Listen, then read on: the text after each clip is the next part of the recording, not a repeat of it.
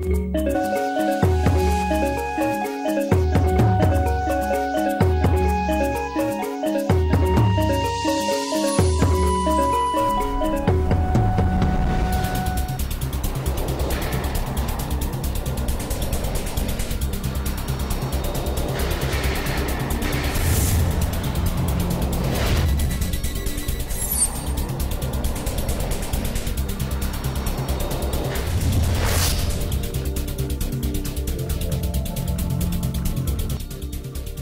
magasin d'armement de Yimdi, objet d'une attaque très tôt ce matin, les assaillants auraient été identifiés comme étant des éléments récalcitrants de l'ex-RSP. La loi de finances gestion 2016 décortiquée aux opérateurs privés au titre des innovations majeures pour 2016, c'est la levée de la taxe sur l'eau de boisson et la hausse de celle sur le tabac.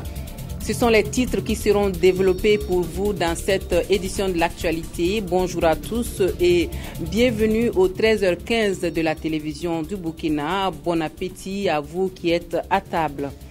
Et pour ouvrir ce journal, ce communiqué qui nous vient du ministère de la Défense nationale et des anciens combattants. Dans la nuit du 21 au 22 janvier 2016, aux environs de 3 heures du matin, une tentative d'incursion n'ayant fait aucune victime a eu lieu au niveau du magasin d'armement de Yimdi. Les auteurs de cette tentative ont été identifiés comme étant des éléments récalcitrants de l'ex-RSP. Le site est sous contrôle des forces armées nationales et le dispositif de surveillance a été renforcé. Il est encore appelé aux populations de signaler aux forces de défense et de sécurité tous individus ou activités suspects au numéro vert suivant, le 16, le 17 ou le 10-10. C'est signé le colonel William Yameogo, directeur de la communication et des relations publiques des armées. Et une de nos équipes de reportage vient de rentrer des lieux de l'attaque. Suivons donc le constat fait pour nous par Kansoum Koulibaly et Frédéric Étienne Bassenga. Sur le qui-vive, après avoir essuyé des balles de l'ennemi dans la nuit d'hier.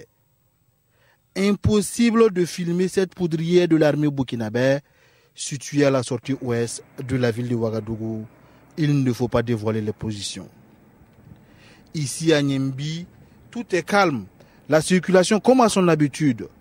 Il faut sillonner les alentours du camp pour voir un riverain, la zone n'étant pas très habitée. Donc c'était dans la nuit, j'ai entendu des tirs, c'était une fois. Donc j'étais dans la chambre, il y avait madame de son côté, moi aussi je dormais dans mon côté, et puis le grand frère lui il était au travail. Donc quand j'ai entendu le tir là, j'ai sorti souvent au niveau du pont là, quand les véhicules passent, les secousses là. Voilà, donc coïncident avec les bruits là, je suis sorti, je n'ai plus entendu des tirs comme ça, donc j'étais rentré. Ça c'était vers quelle heure? En tout cas c'était après le 1h du matin je pense, puisque j'avais écouté la radio jusqu'à 0h et c'était après ça, donc je pensais... Les tirs ont duré? Non, ça n'a pas duré, j'ai entendu un seul tir seulement. Voilà. Puis bon, comme j'étais dans les somnolences là, je ne savais pas si j'étais après ça maintenant j'étais réveillé ou bien c'était la première fois comme ça. Qui a pu bien attaquer cette poudrière et à quelle fin? Voilà des questions qui restent en suspens en attendant que le gouvernement ne communique. Et puis les jours se suivent et se ressemblent à Ouagadougou finalement. Un incendie a encore ravagé le marché de meubles situé le long du canal de Zorona, comme vous le voyez ici sur les images. C'est le marché communément appelé Boinseyare.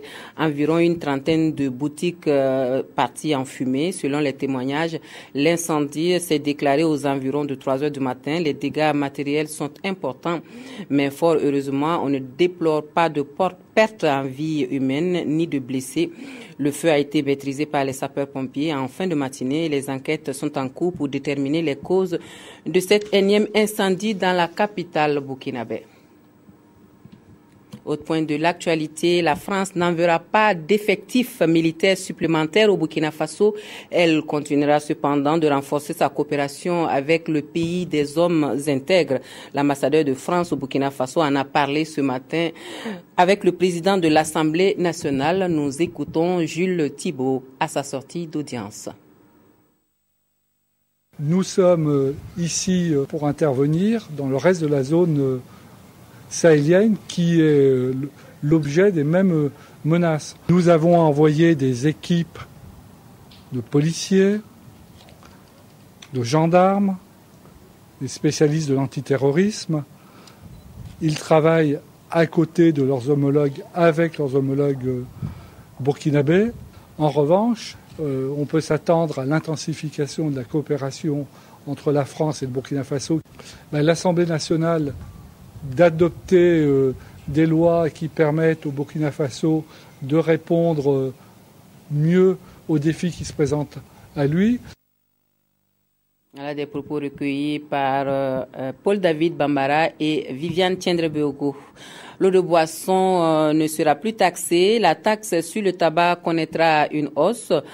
Quant à l'essentiel fiscal, elle verra un élargissement. C'est en substance ce que l'on retient de la concertation entre les entrepreneurs et la Direction générale des impôts, ainsi que des experts en fiscalité sur les innovations de la loi de finances gestion 2016. Des précisions avec Amado Ilboudou et Yolande Lompo.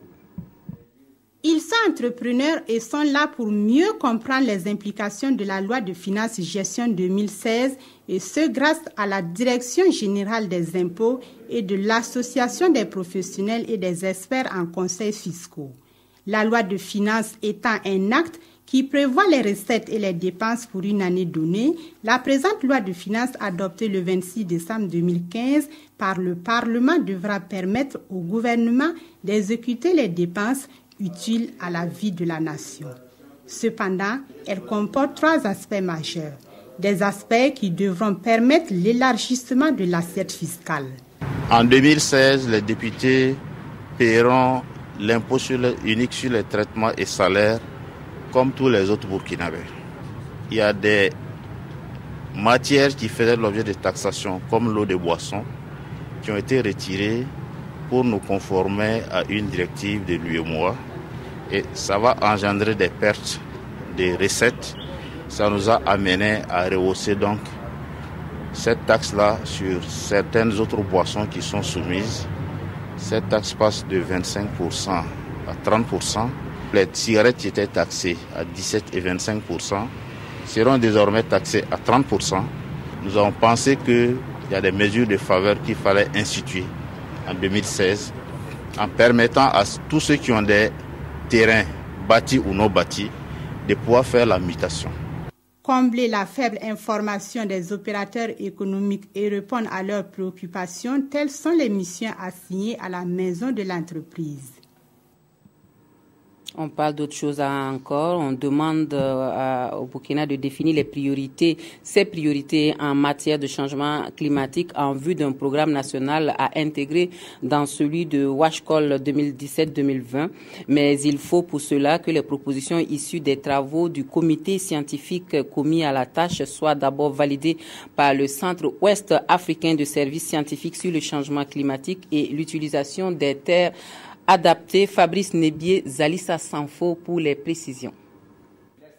Voici le corps d'élite scientifique burkinabé, chargé d'élaborer le programme national en matière de changement climatique pour WASCAL, le Centre ouest africain de services scientifiques sur le changement climatique et l'utilisation adaptée des terres.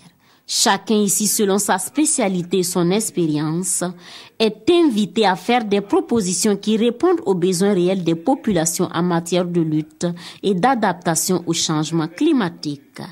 Nous allons mettre l'accent sur les questions de développement, sur les questions de communication, sur les questions de gouvernance et identifier tous les facteurs qui peuvent influencer les changements climatiques et surtout identifier les solutions possibles à partir donc des travaux de recherche qui vont se mener dans les différentes institutions de recherche. Les propositions qui seront retenues ici vont faire partie du programme de Wascal phase 2 de 2017 à 2020. Notre souhait, c'est que véritablement, si on arrive à définir ces priorités de recherche, c'est de pouvoir réellement influencer les axes de recherche qui vont se destiner donc au niveau sous-régional. Les différents acteurs ici disent être conscients de l'impact des résultats de leurs travaux sur la lutte contre le changement climatique au Burkina Faso. Alors ils s'engagent à donner le meilleur d'eux-mêmes au cours de ces travaux.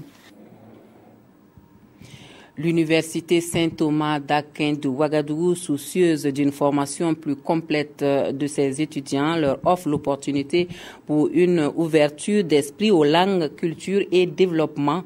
Une conférence a été animée par l'ambassadeur des États-Unis d'Amérique au Burkina Faso. Dans ce sens, le docteur Tulinabo Mushengi a également abordé les questions liées à la communication. On voit tout cela avec Alidou Badini et Ramatou Zida. Des moments d'échange entre l'ambassadeur des États-Unis et les étudiants de l'université Saint-Thomas d'Aquin de Ouagadougou. Sociolinguiste de formation, Tulinabo Mushengi apporte ici son expérience. Il entretient les étudiants sur l'importance de la communication et les valeurs associées à l'apprentissage des langues. Nous tous, au peuple du monde entier, nous avons plus en commun que les différences qui nous séparent. Et c'est seulement en parlant toutes ces langues, en essayant de communiquer avec les autres peuples, avec des groupes qui sont un peu superficiellement différents de nous, que nous pouvons arriver à travailler tous ensemble. Cette conférence s'inscrit dans une vision de l'université qui est d'apporter un plus au cursus des étudiants à travers des rencontres d'échange avec d'imminentes personnalités. La formation de l'homme n'est pas seulement académique. Il faut ouvrir leur esprit et les former intégralement, c'est-à-dire dans tous les aspects. Aujourd'hui, nous ne pouvons pas être isolés. Au moment de la globalisation, de la mondialisation, il faut avoir des fenêtres et il faut vraiment avoir des idées vraiment ouvertes. Après les échanges autour du thème langue, culture et développement, le diplomate américain a signé dans le livre d'or de l'université. Il a en retour reçu un présent de la part de ses hôtes. Voilà, et pour fermer ce journal, nous feuilletons les journaux du jour. Les quotidiens de ce vendredi 22 janvier titrent en cœur sur la visite du président tchadien Idriss Déby à Ouagadougou. D'autres sujets en rapport au drame du 15 janvier ont également été analysés. C'est Touboum Evelyne Dabiré qui a lu la presse pour nous. Les quotidiens de ce 22 janvier informent en cœur l'arrivée de Idriss Déby Itno à Ouagadougou. Pour Sidoya, le chef de l'État Idriss Déby Itno est venu pour exprimer sa compassion au peuple burkinabé. Dans les colonnes du soir, le président tchadien affirme « À ma qualité de président en exercice du G5 du Sahel et d'un pays victime du terrorisme, il est normal que je vienne ici à Ouagadougou pour compatir et soutenir le peuple frère du Burkina. » Pour Idriss Déby, le terrorisme est pire que Ebola, lit-on dans Aujourd'hui au Faso. Et comme solution, il recommande l'instauration d'un dispositif redoutable, précise DNF. Autre solution publiée dans Sidoya, Idriss Déby propose à son homologue burkinabé qu'en marge du sommet de l'Union africaine prévu fin janvier à Addis Abeba, le G5 du Sahel se réunisse. Nous ne devons pas rester les bras croisés, nous ne devons pas agir seuls, nous devons rester ensemble et agir de concert contre la nébuleuse terroriste, conclut Idriss Déby dans Sidoya. Et après analyse, le journal Le Quotidien conclut « Idriss Déby est la preuve que l'Afrique peut unir ses forces pour affronter les terroristes de tous bords. » Toujours en rapport avec ce drame, l'observateur Palga publie le témoignage du propriétaire du Cappuccino qui affirme en parlant des terroristes « Si je devais baisser les bras aujourd'hui, je leur donnerais raison. » Mais qui sont les 30 victimes de l'attentat du 15 janvier? La réponse est dans notre temps qui revient sur l'identité et le parcours des victimes. Autre fait rapporté par vos quotidiens, la situation épidémiologique du Burkina. 63 cas de méningite ont été enregistrés à cette date, informe le pays. On s'arrête là pour l'actualité de cette mi-journée sur la télévision du Burkina. Merci à vous de nous avoir suivis. Je vous souhaite à tous et à toutes une excellente journée. À demain.